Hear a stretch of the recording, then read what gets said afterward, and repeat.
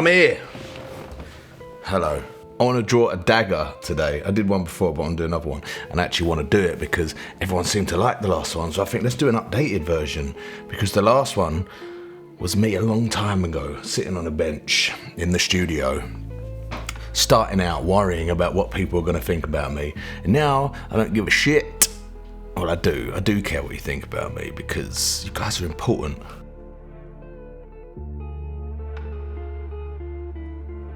Yeah, I figured we'd draw a dagger and just we'll have some chats, you know. Been thinking a lot over the last, well, I could say week since the last video, but more than that, whilst in my mental wanderings, there's been a lot of thinking on my mind.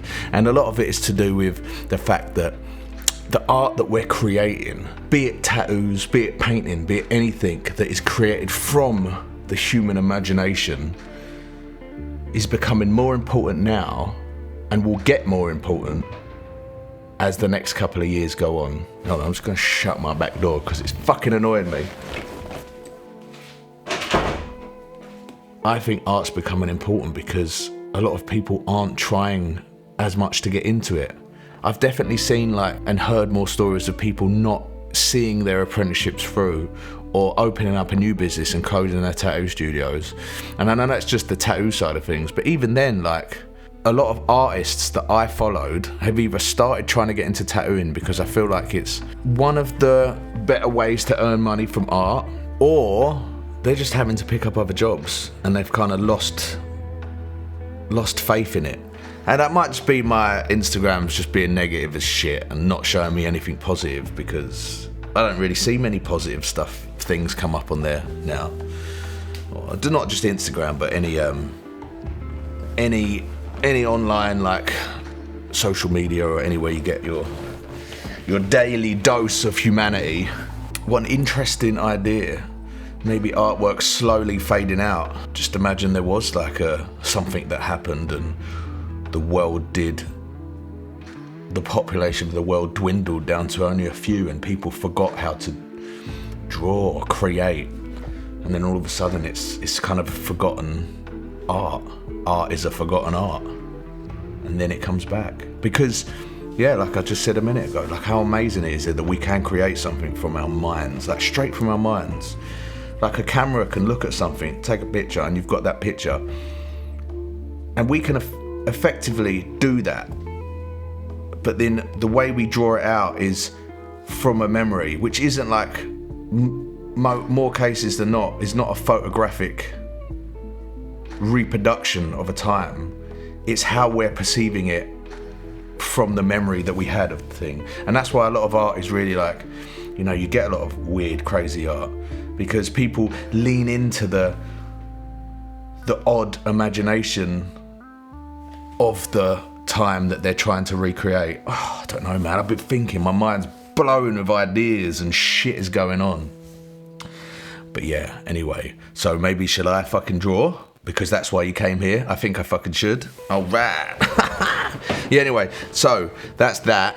I want to draw a dagger. And like I said, like I did last time, I'm going to just do it from... I'm going to give you some rough idea. Hash out a design. I'll explain what I'm doing as I'm going along. For anyone new to watching this. Right, so my canvas, A4. I've got it set to 350 and I explain why. Because I feel like it makes the pen strokes, the way the pencils and stuff look on the canvas, they look a bit smoother, a little bit more realistic when you up the DPI by about 50. 300's the standard for printing, and that's usually what I got it set to. Usually on these drawing things it's 72, and I just think everything looks clunky with that. So just, get up to 350. It'll make the big file bigger, but who gives a shit, man? You're gonna print and tattoo on someone. And then A4, your A4 shit, profile RGB, all that stuff. So let's now open that A4. Boom. I've got the background set, not completely white, but at grey. That's 70% black, just so it doesn't burn my retinas while I'm trying to draw. And I'm gonna nick a paper texture from a previous sketch, because I like to feel like, to get as close as feeling like I'm drawing on paper as possible. Plus, again, I think it like helps to blend in the strokes and the way that pencils and pens look whilst I'm drawing, especially for the videos anyway, and if I post anything. I'm not going to use reference for this dagger, but I'm going to assume that someone's going to get it on the sternum. Male or female, doesn't matter, but we will start with a body maps. I bought these from, I'll link this set, but this is really helpful, and it was made by Tattoo Space, and I think I've mentioned them before. Gok is Dead designed them and used them. So yeah, let's just pick this dude right here, male front. Oh right, look at that sexy bitch. Right, let's make that big. Right, so this is my guy. So I am designing him a sternum dagger, because why the fuck not?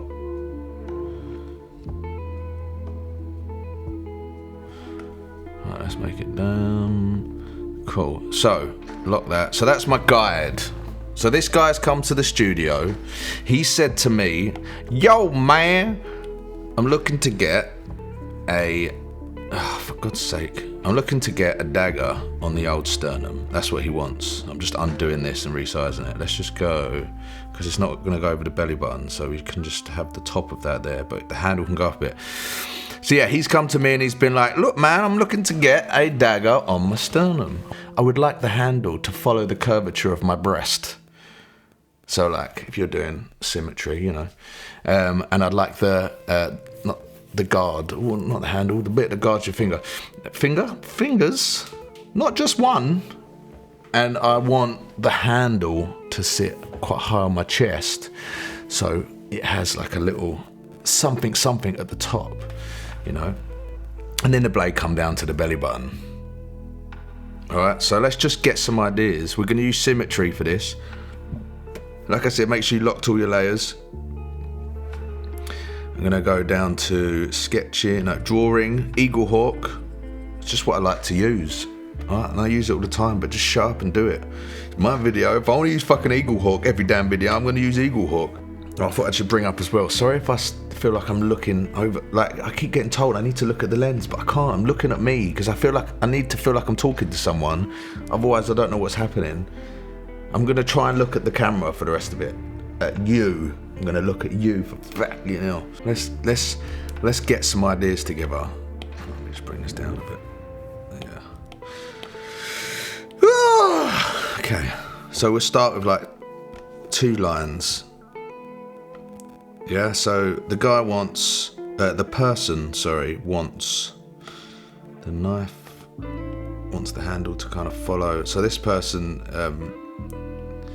has a cleavage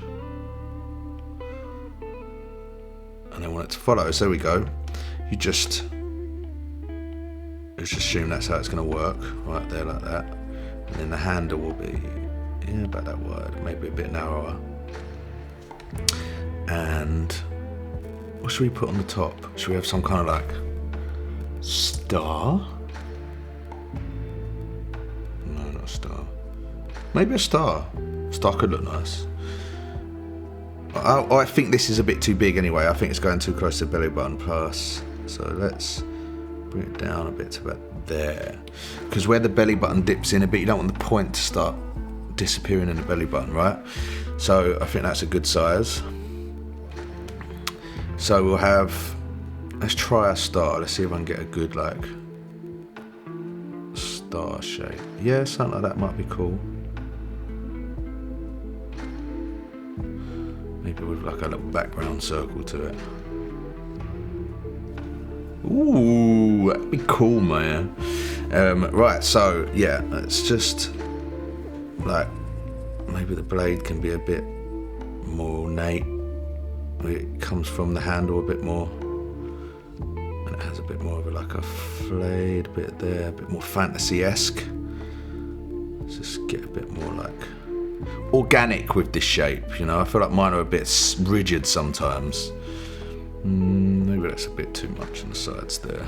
Pro tip! Usually I have it set to an airbrush, my eraser, just a hard brush. Airbrush, hard brush. But if you are drawing with a, let's say we're drawing with the Eagle Hawk, if you hold the erase button, it then starts to erase with the same brush you're drawing with, which can be handy if you're trying to rub things out with it looking like the same texture, I guess. So yeah, just a little pro tip for you there. All right, that was, yeah, so I like that, that's better. I'm gonna bring it, oh yeah, a little bit of a curve in that shit. Okay, so we're keeping it organic, so organic movement, organic flow. All right, let's make it a little bit neater now. So, new layer, lock the layer. Someone asked why I locked the layers. Let me tell you why I locked the fucking layers. Because the amount of times I've gone to draw on a layer and didn't realise I was drawing on the layer below. And then you can't, like, if I drew, so let's just say, right, let's say for example, I drew on this layer by accident. Like I dimmed it down and started drawing, yeah? Right, but I made the brush smaller and I started drawing a neater version. And then I'm like, okay, cool. Now I want to get rid of the layer. Oh, I can't get rid of the layer below, even though I did actually just draw on the new layer. But let's assume I drew on that layer. Oh no, I can't get rid of the layer below because I've drawn on it. So now I've just got even more of a mess. Don't want that. I want to draw on the new layer. And that way I can then close this layer and be left with the neater layer. So lock your layers, just do it. Takes 2 seconds, man, just do it. It'll be so much easier for you. And then I've got my drawing assist set to a shortcut over there. Right, so let's draw a neater version of this dagger, yeah? Right. Oh.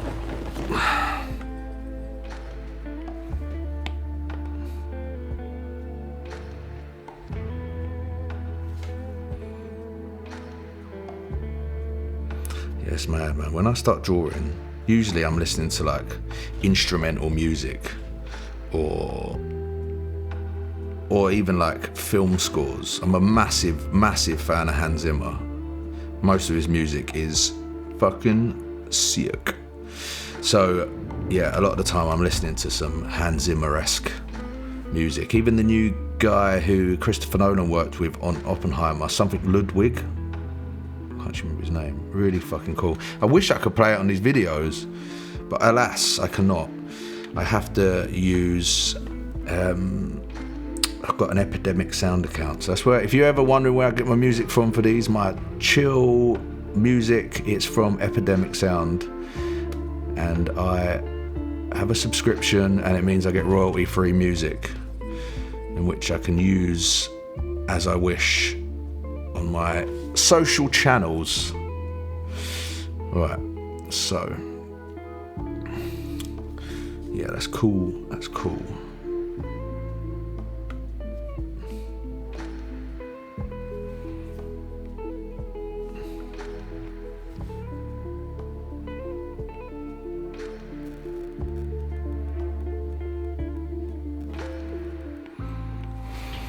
Right, so yeah, that's cool, interesting, trying something a bit new. I just had like a little band around there. And then let's do something equally as organic for the top. But yeah, so like I was saying, man, I've been in my mind. I've been thinking about this stuff. Like how, I don't know, maybe it's because I'm getting a bit older, but I'm just kind of like not interested in so much stuff that I used to be interested in before. And I don't mean like hobbies and things like that, but like general affairs and the news and things like that. And I just think it's so passing, it's a fleeting moment, it's all negative, and all you see all the time is the bad stuff that's happening. Like at the moment, I use an app called Ground News, which is actually really good if you want biased news. But even then, how do you know that's not an app created from like more of a left-wing organisation to make it look more biased? I suppose there must be laws in place about lying about things like that. But you know, it's just so hard to trust anyone online. I just don't like it. And most of the time that it's not political or stuff like that, it's negative in some way. So yeah, it's difficult, man. I like hearing, recently in the last couple of months to a year, I've been like really interested in old stories, you know, and it might seem a bit silly sometimes, but mythical stories, you know, that now if it was written, it would be regarded as fantasy, but back then it was more real to them. And I find that really cool. Like, it's, you know, a lot of people say things like that were like hysteria and like just the product of a time where like people didn't know as much, but there has to be something behind these stories. I mean, it's good to have an imagination, but some of this stuff you're reading, like, how did someone come up with this stuff if they hadn't seen anything like it before? It's easy for us. We read books, we look online, we see films, we see TV, and we're just pummeled by this imagery and everything. Now, let's go back to like, you know, the Celtic British Isles, you know, when England had very big Celtic roots as well, before the invasion of the Romans and such.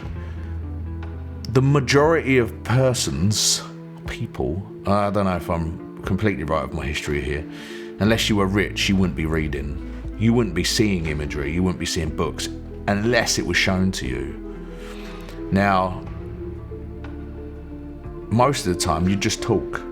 You just talk about things. You'd have an imagination of what something might look like just by description. And that was as far as it went. There was no imagery, there was no nothing. And yet the stories that come out of these times, the folk tales, the old wives' tales, the myths and legends, they're so vivid and so like deep. And yet they didn't have the tools to have seen all this stuff firsthand. They literally had them in their imagination and their descriptive words. But of what? You know? How do, you know, we can see something come up online and then the next couple of weeks later we've then got a new story about this being, this creature that we've seen online. I don't know. I just find it mad, and I find it really hard to step into that mindset when I'm drawing. In the last couple of weeks, I've actively decided to stop drawing Flash, unless I'm doing one of these videos, and concentrate more on pushing out the Flash I've already drawn, because I realised how much time I was wasting drawing when I've got so much Flash that hasn't been tattooed yet. So I am just going to concentrate harder on the tattoos I have booked in, and doing these videos and, you know, spending a bit of time to myself. My girlfriend yesterday said she has to force me to relax. I don't know what that means really, because I feel like I am relaxing when I'm drawing, when I'm doing things like that. And I guess that's just, you know, everyone has their ways of relaxing. I struggle to sit and watch, unless I go to a cinema to see a film, I struggle to sit and watch something without drawing. I can easily sit off my phone. I do not care for my phone, unless I'm really bored or it's the only thing I've got on me. And then most of the time I'm like learning and watching and things like that, reading about the world. But I love creating. It's how I relax. Even though it does cause me stress. I get stressed when I'm drawing if something's not going the way I want it to go.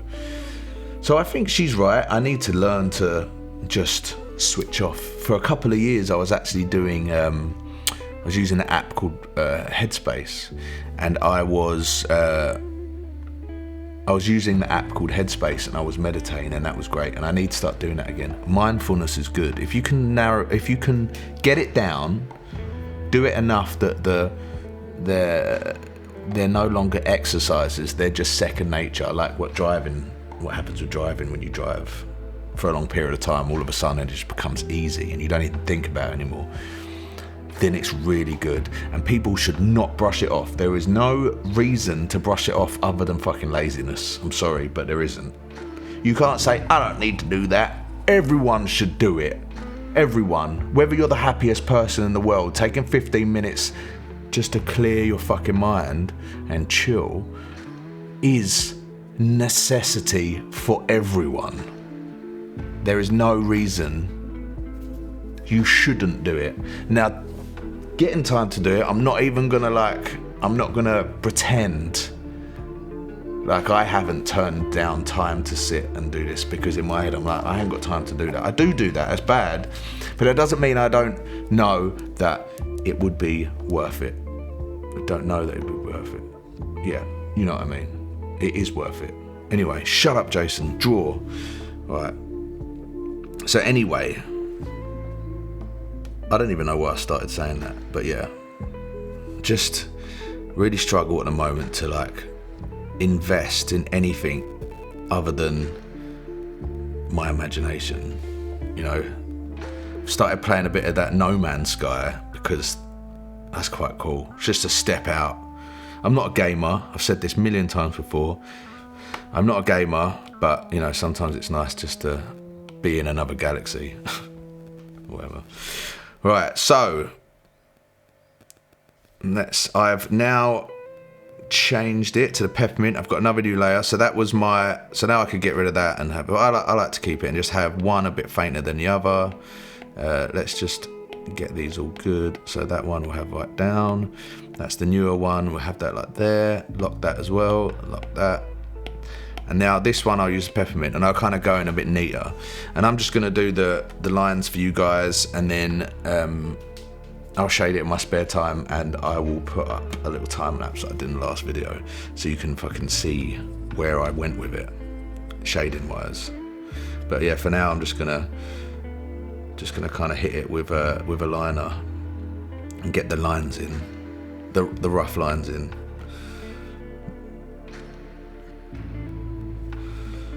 Yeah, I've been looking like, sometimes I get really frustrated as well, because I feel like I don't, there's like a set of tools my brain has to draw these things, and sometimes I want to be able to draw them a bit different, but just can't bring myself to do it. And I don't know if that's because I've mentally trained myself to know what people want from me, whether they actually do or not. It's just, you know, what I've got in my head. So when I'm drawing stuff like this, there's always, I feel like it always ends up being like very similar. So I've really tried recently to like step out of that a little bit. Yeah, but it's difficult, man. It is difficult. But that's not a problem. I guess that's just a style thing, right? You kind of work at it for a while, and then it becomes your style. I don't know. So what's the story for this dagger? What's the story for this dagger? How about, I'm getting kind of more oceany vibes from this. Like it was oh yeah, maybe like tens of thousands of years ago, before the Ice Age. Visitors from another planet came to this Earth, and they weren't more advanced than us, but they'd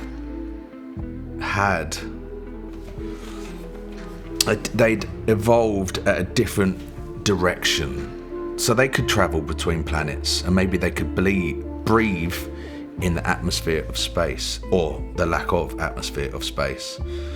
So maybe the ships they flew were alive. They had no like buildable technology. All of their technology was them, and an extension of them. So including their weapons. And you know, they're living beings, they're conscious, so let's just assume like there's some kind of aggression there, and they needed protection because they don't know what they're going into when they go to another planet.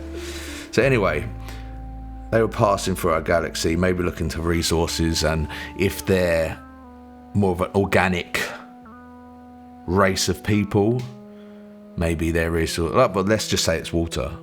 Maybe their planet dried up. I'm not saying they come from the sea, but they could have done. But maybe their planet dried up and they were looking for water and they sensed it on our planet with their minds. With their minds had liquid sensors. Anyway, they come to this Earth and notice that there is this other culture of bipedal intelligence. And let's just, they were bipedal too. So they tried to communicate, but it was hard because it's not that the people they'd found were more intelligent, but they were very afraid of these people because they'd come from the sky. It's normal for them to come from the sky, and they didn't understand why these people couldn't come from the sky. They just assumed that was the way that everyone was, just the way that we assume that someone coming from space is weird. They assumed that someone who couldn't do that was weird.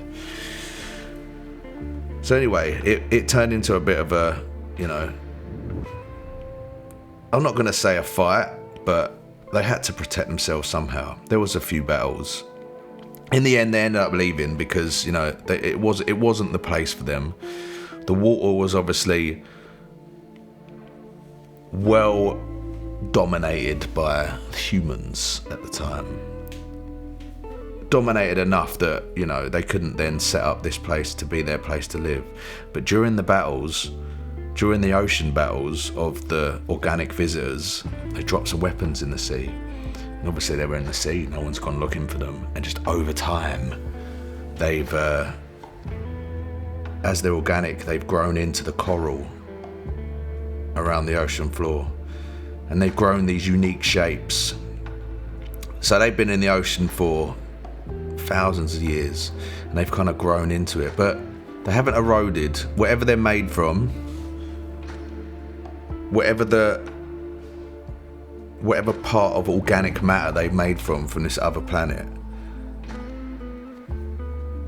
it's hardened and hasn't eroded. It doesn't erode the same way.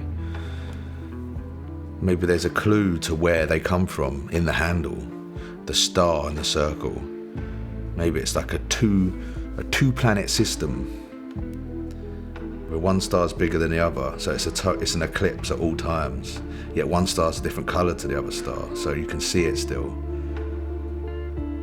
And they're on like a tidal lock, so they don't turn, they don't twist, and they always rotate around in the exact same. That's like there's the smaller sun and a bigger, darker one behind it, but the planet they're from rotates at the same distance as the other one, so there's one in the middle at all times. I don't fucking know, but maybe that's what it looks like to them. So maybe that's the clue in the handle. And yeah, where was I going with that? So anyway, someone found the blade. Someone found it in the ocean. I was like, whoa, what is this? And then, and this is what it looks like now. It's slowly changed shape over the thousands of millennia. The millennia that it's been at the bottom of the ocean, it's changed shape. What the original shape looked like, no one knows. But now it's got this very organic look.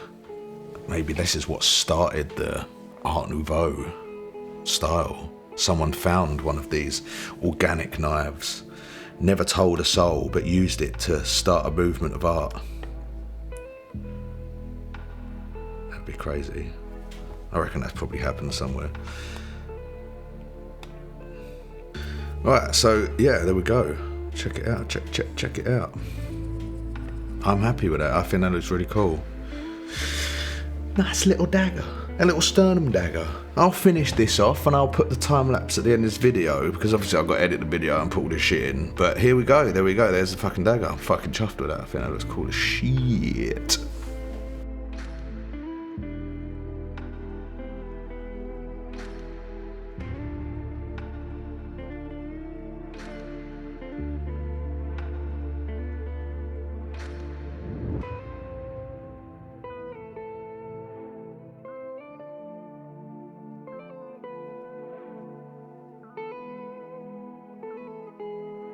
I mean, if you want to screenshot that and do your own shading, then fucking do it, man. I don't really care. I'd love to see what you guys come up with.